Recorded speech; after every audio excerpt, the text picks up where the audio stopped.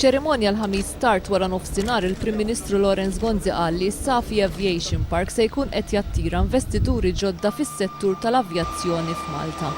Żied jgħid li l-avjazzjoni hija pilastru fil-programm tal-Gvern tkabbir tal-ekonomija Maltija. Minn dak li ntqal matul iċ-ċerimonja sa issa se jkunu qed joperaw minn dan il-park żewġ kumpaniji li diġà kienu jinsabu f'pajjiżna. Iċ-ċerimonja kienet indirizzata minn 3 kelliema oħra. Il-Ministru Tonio Fenek, Alan Camilleri li temm ix-xogħol tiegħu bħala Chairman tal-Malta Enterprise u Lorenz Zammit li se jkun qed jieħu post Alan Camilleri. Minħabba li waqt iċ-ċerimonja l-ġurnalisti ma natawx l-opportunità li jagħmlu l-mistoqsijiet, fit-tmiem l-istess ċerimonja One News prova jagħmel mistoqsijiet lill-Prim Ministru. Madankollu l-Prim Ministru talabna biex nieħdu paċenzja u baqa' miexi.